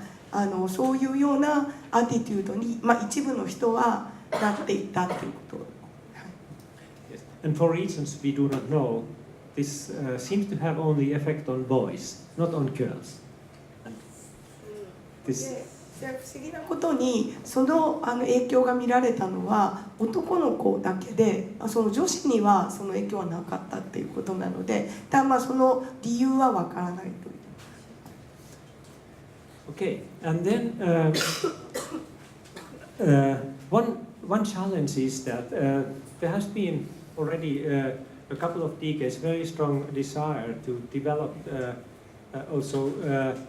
technology-based education, the use of ICT, and one starting point is for that digitalization has has resulted in huge productivity leap in society in general, and economy, in industry, in services, and so on. And then, particularly politicians and business people expect that exactly the same should happen also in education, this strong productivity leap. There have been very high investment on ICT in Finnish schools during last 20 years. But for some reason, and of course this has been one of my own research topics, that what has happened with the educational technology, then there has not been so much pedagogical change, ICT-based pedagogical change, but much more modest change that policymakers and business people have expected from schools. And reason for that is particularly that teachers do not often see the added value of ICT use, because also the evidence, the scientific evidence, is very mixed, so that they have right there that there is no clear evidence that ICT would directly improve the quality of education. And they have also themselves noticed that active use of digital devices and services is often even counterproductive for learning, particularly if we test the learning by using traditional tests. But this is because these approaches to use technology are not so well developed. Of course, the general question is that if you look what is the reason for this productivity leap in working life based on using ICT, it is because it has made it possible to so-called outsource the laborious parts of work to computers, so that people don't have to use so much time doing these tasks, but they can do something else. But outsourcing learning is not a good idea. So in the field of learning, we really have to do the hard work of learning ourselves in order to learn. We cannot outsource that. And so in general, in the current Finnish discussion, we have very strong emphasis that we have to develop, not only to recommend for schools that you have to use more and more ICT, but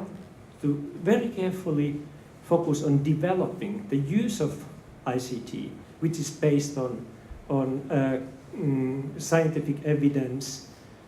which are very well elaborated practices. We have some examples of that in our own group. We have based on some ICT tools for 20 years basic research about learning of mathematics, and there are many other examples as well.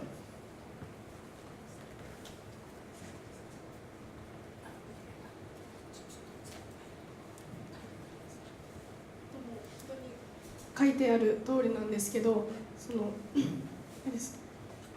ICT 教育、例えばそのタブレットを使ったりだったり、タブレットを使って学校に行ったりとか、そういうのをしようと思っていたんですけど、この過去20年間でそれがそれに効果があったかって言われたら、それはあまり効果が見られなかったっていうのが現実で、それでなんで変えられなかったかっていうのが、次のこの3つの次2つですね。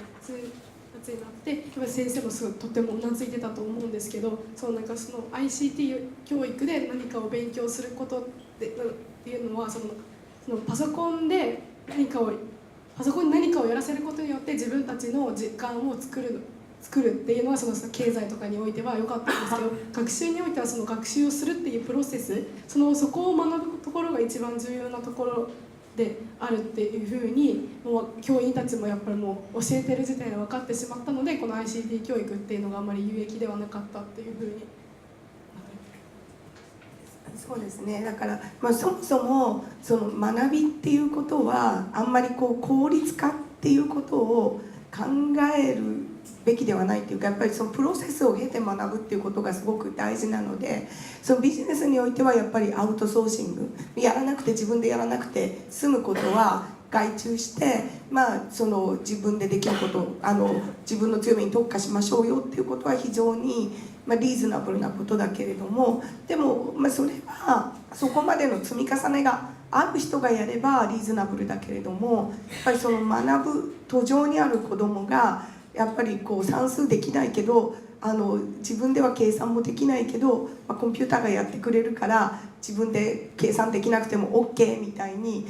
なっちゃうと、それは学びに結びつかないっていうか、そういうところはすごい大事で、やっぱりそのICT の先進国でもあるフィンランドからそういうお話が出たっていうことはとても大事なことなんじゃないかなと。でやっぱりでもう一つフィンランドの先生非常に高いクオリフィケーションを持っていて、本当プロフェッショナルの先生たちがもちろんだから ITC の使い方がわからないから使ってないっていうよりは、やっぱりITC を使ってみた上ででも自分が教えた方が使わずに教えた方がいいよねっていうチョイスがあって教えない場合が多いっていう、なんか ITC も場合によりけりだとは思うんですけれど、導入すればいいっていうわけではなくて、やっぱりそういう意味で何でもやっぱり思ったほどの対費用効果は得られなかったっていうことだと思う。So perhaps you can talk about your own invention, but maybe at the end, when you finished. Okay. Okay, and one interesting thing which is also related to the technology is that this enormous kind of development taking place in children's life, so that the use of digital entertainment culture, like communication culture, games and so on, of course it has resulted in many positive changes in society and can be also beneficial for learning, but it can also have negative side effects. For example, we already know the phenomenon of computer addicts, this kind of overuse of digital entertainment, games and also social media, particularly among young people. And we have some very recent studies which show that it can be also a problem for cognitive processes. For example, cause some kind of attention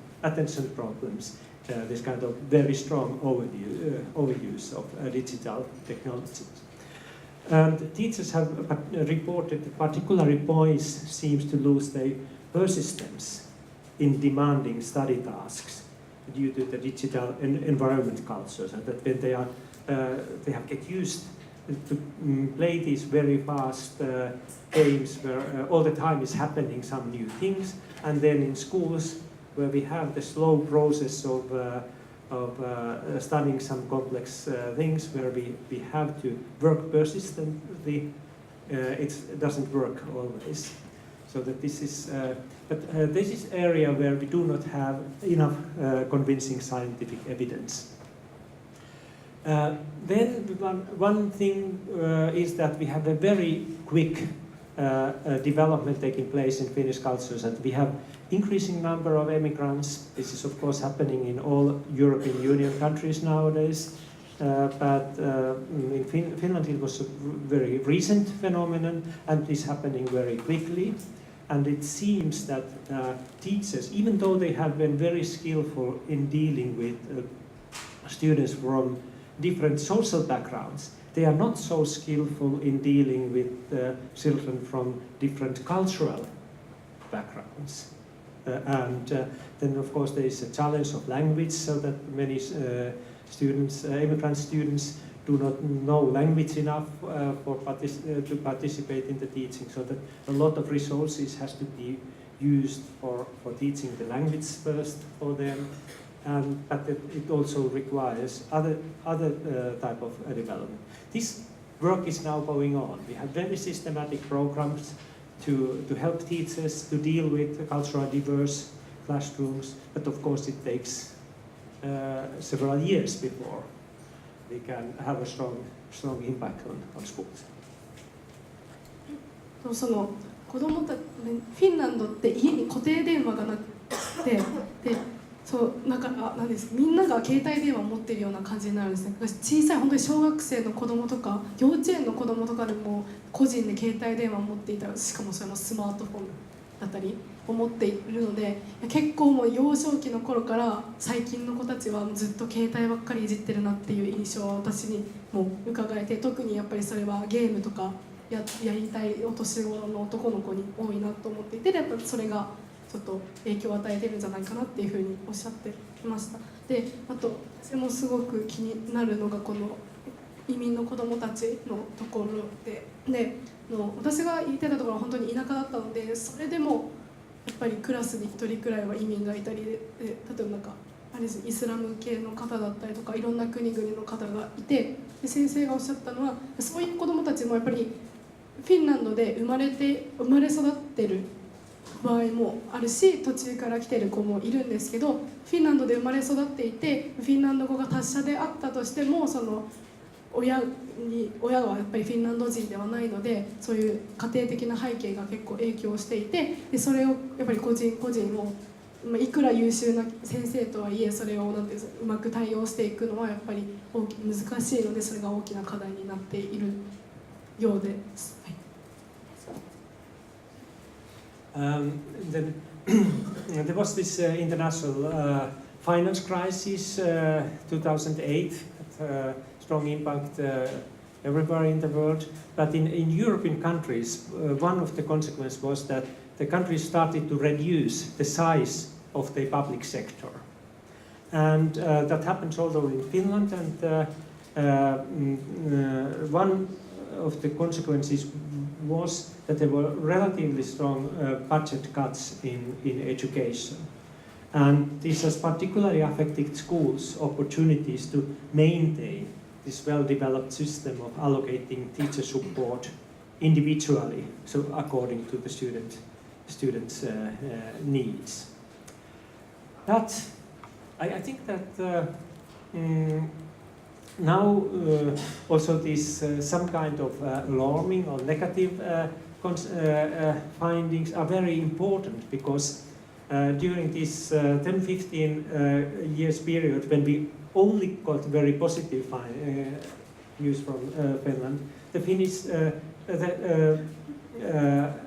policymakers didn't pay very much attention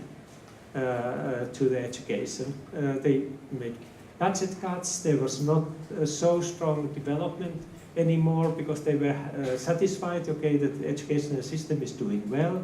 But of course, educational system only do well if we continuously develop it. And there was,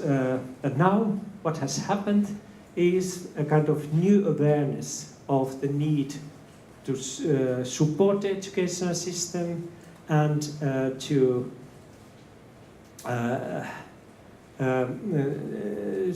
return to this very systematic evidence-based development of the model.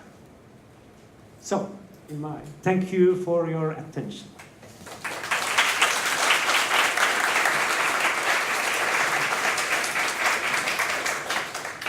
Thank you very much. Yeah, so, you know, ごめんなさい、日本語で。やっぱりこうフィンランドの課題も非常に多くのところ日本の課題と重なるところが多いと思うんですね。でやっぱそういうところからもたくさん学べるかなというふうに思います。でただ要約のところは今お話しされなかったよね。要約のところはお話しされてなかったんですけれども、要約1は大丈夫、でやっぱりすごく大事なところ、要約2のところってやっぱりこう意思決定の方法がすごい大事で、やっぱりフィンランド中でもお話ししましたけれどもやっぱり政治体制が変わったからといってその瞬時に教育効果が教育を変えないっていうか、やっぱりそれはどうしてかっていうと教育の効果っていうのがすぐに何かをしてすぐに現れるっていうことが現れるものではないっていうことをちゃんと政治家の方々も国民も分かっているっていうところだと思うんですね。一つ私やっぱり日本で思うのはやっぱりすごくあることをやってその評価が非常に短期すぎるっていうか、本当多分教育の効果って10年後ぐらいを見据えないと本当にその効果が良かったかどうかってわからないと思うんですね。でだけどなんか言われるのが6歳の時にやったら7歳でどうだったとかなんかすごく短期間でやったらすぐに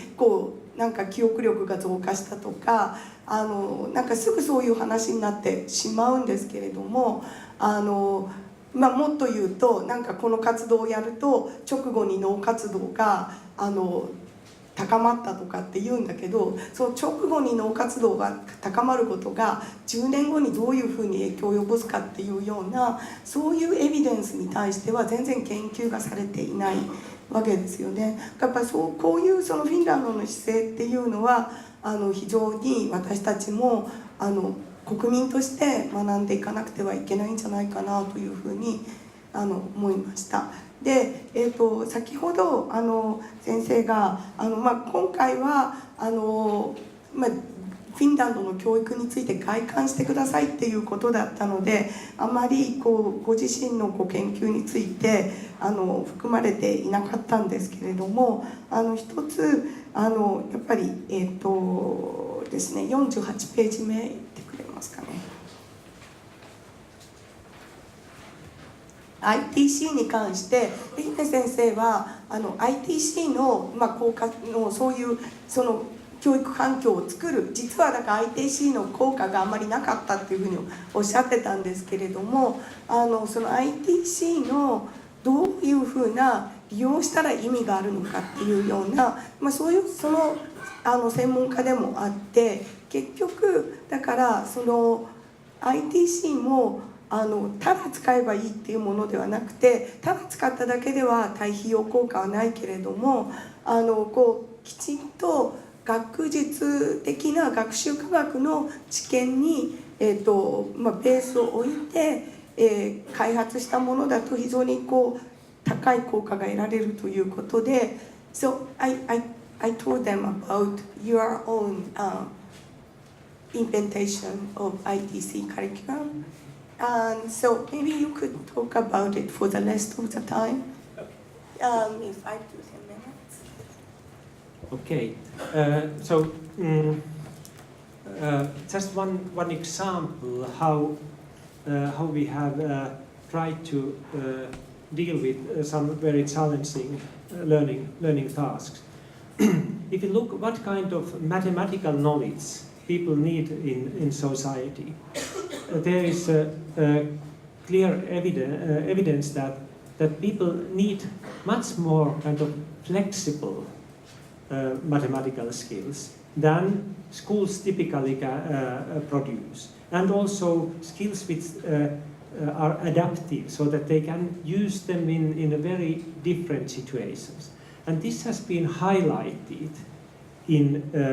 many curricula in Western and Asian countries. This kind of flexible mathematical skills, but there is almost no good strategies to teach them. For example, in some European countries, they have introduced strategies to teach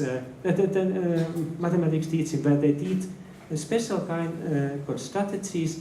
and help them to select which strategies is always the best one. Okay, this is helpful, but this doesn't lead to this kind of flexible skills, which was the aim of this strategy. And we have tried to systematically think about that issue, that how it is possible to develop this kind of flexibility. And our conclusion, based on the basic research, was that it's not only about knowing some alternative strategies, but it is about the whole structure of mathematical knowledge. When we think about arithmetic, the first step of knowledge, it means that what students need is the rich mental networks of connections of numbers and operations. And this is something which requires a totally new educational approach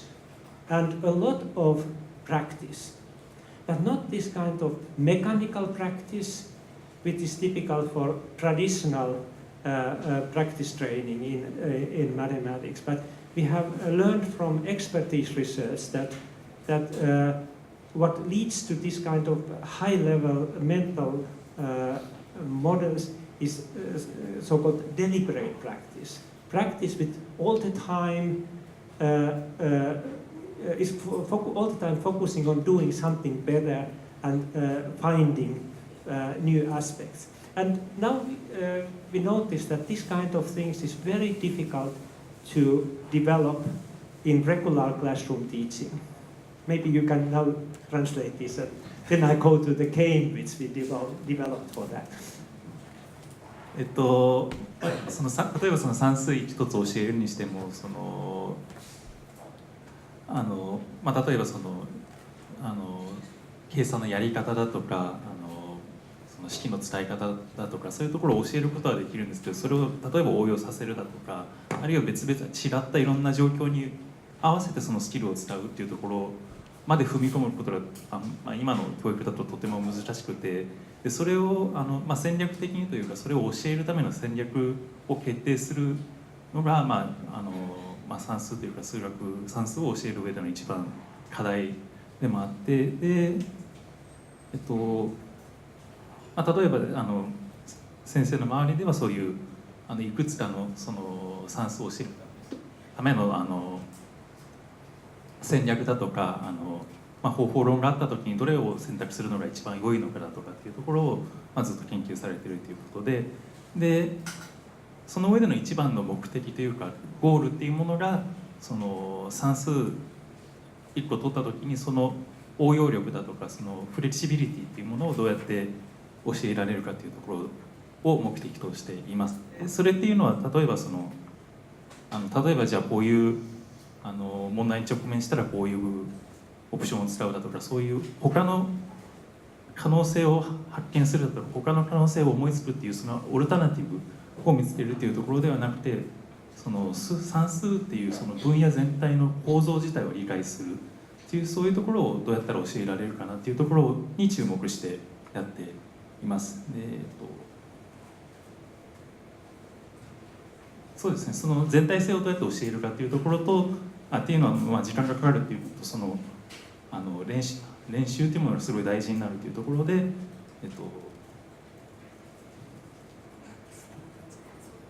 そんな感じ。Yes. Okay, and then so as we noticed that it's very difficult to organize this kind of exercise, this kind of deliberate practice in a regular classroom, we developed game-based environments. This is one example, the number navigation game for natural numbers of this kind of environment, where the idea is that students are not solving given arithmetic problems, but there are other type of problems and they have to create themselves arithmetic solutions to reach the targets. And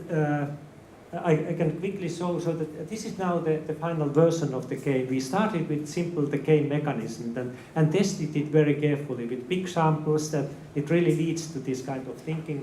we aimed at.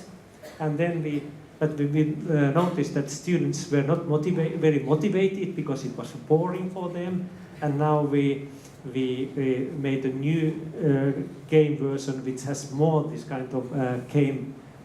elements. And here the idea, I go first to the game mechanism.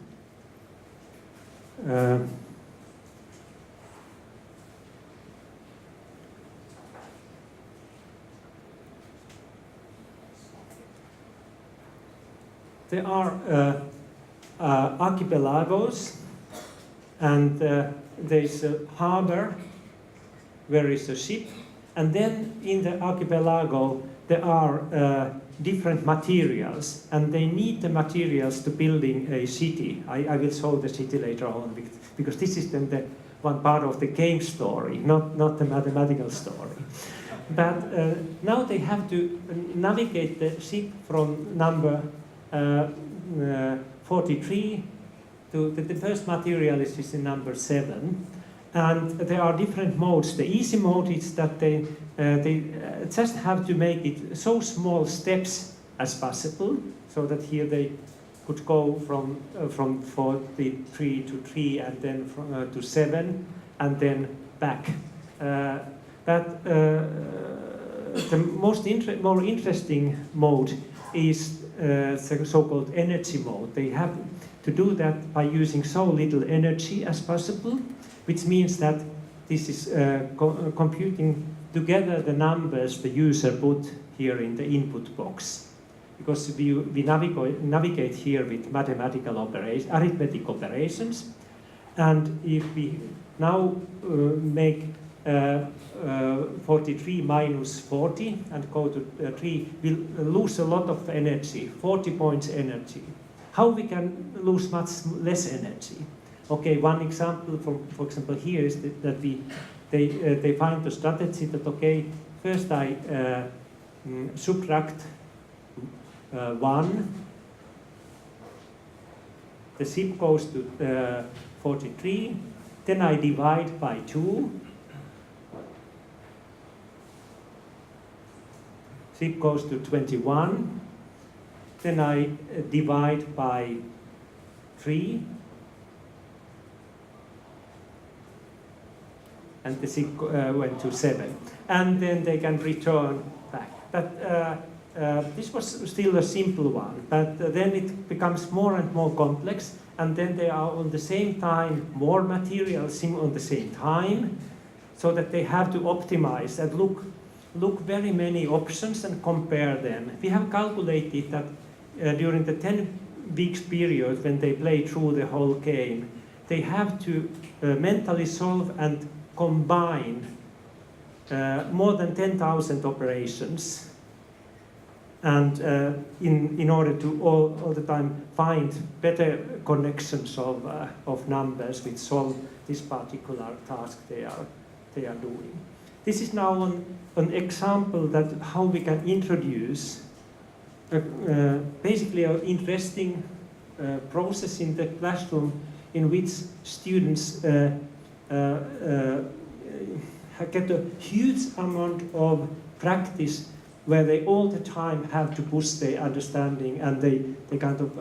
numerical representation further. We have the similar games for rational numbers, so fractions and decimals, percentages as well, and we have got very, very promising empirical findings with this. ゲームのルールは見た通りなんですけど、その教室の中で、先生デリバリートプラクティスという言葉を使ってて、今井さん探究トレーニングという言葉を使ってそれを翻訳されてるんですけど、そのどうやって意識的にその反復練習を教室の中で促すかっていうところでこういったある程度複雑なルールのあるゲームを使うことでそのもちろんそのただ計算を繰り返すというところに合わせてその全体的な構造をどうやって単数の構造を理解できるかというところを促しているということです。で、このゲーム応用編であって例えばこの今指則演算だけなんですけど例えばこれを分数でやったりだとかあるいはちょっとした有理数無理数でやってみたりというところがそのレベルアップであるということです。First we had just these maps and they got some points and so on, and they learned a lot, but it was boring for the students and they were not motivated, and then we were thinking that in order to get the more stronger effect we have to make it game type, and now I can show that why they have to select the materials. They need it for building a city, and this is a kind of city where they can build houses by using the materials, and they can select different house types and build them. Okay, now I didn't have enough material, so that I should go back to the maps and solve all these maps in order to get these materials which I need to build this windmill and shipyard and harbor and so on. Now it seems that this game-like story helps particularly those boys who have get used to play entertainment games outside the school and have problems to concentrate in demanding mathematical tasks. Okay. なんでさっきの数字がいっぱい並んでたゲームもちろんそれ自体面白いというかもちろん反復練習をすることができるんですけどただそれだけだと、いずれ飽きが来てしまうということでじゃあどうしたらもうちょっとより継続的にできるかというところでじゃあもうちょっと大きな目的を作ってあげるだとかストーリー性をつけてあげるということでじゃあなんで船を使ってその素材を集めてるかっていうと最終的な目的としてこういう街を作りたいっていうので例えばその風車を作るだとかいろんな家を作るっていうのに関してこの素材とこの素材とこの素材が必要だからじゃあ素材が足りないからまたさっきのゲームに戻って素材を集めに行こうという一つのモチベーションの設計ができるということでそのストーリーと合わせてこういうゲームが出来上がっているということです。はい、ではもうちょっと時間にもなりましたのでもう先生がおっしゃったこと本当に大事だと思うんですね。なんていうか、よくある ICT もなんていうかやっぱり教科書で読んで済むものをただそのタブレットに移行したからといって、そんなどれだけ意味があるのかなっていうのは私もずっと思っていたんですけれどもやっぱりすごく開発する人がやっぱりその目的は大きな目的は何なのかっていうことをやっぱり分かった上でそのゴールに向かって ICT 開発していただきたいと思うんですね。でその時のゴールっていうのは先生もおっしゃっていましたようにただ機械的なその四則演算を練習するとかっていうことではなくてやっ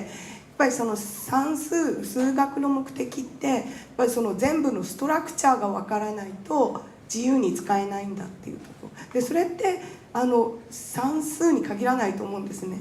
理科でもそうですし英語も、言語はそうですよね。やっぱり言語もその部分的にこの単語の意味はとかこの文法はっていうことを知っただけでは自由な、作文例えば英語だったら英作文とかってできなくてやっぱり学習しながら英語の構造の全容みたいなものを感覚的に掴んでいかないと英語で最終的に話したり書いたりすることってすごい難しいと思うんですね。だからそういうことを目指すそういうことの援助になるような ICT をぜひこれから開発する方は開発していっていただきたいなというふうに個人的にもお話を伺いながら思っていました。今35分ちょっと過ぎたぐらいですかね。今から4時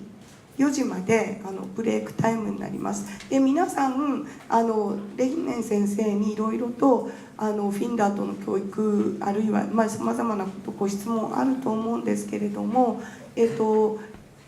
ィスカッションタイムをとってありまして、で、その時に皆さんでシェアしていただいて、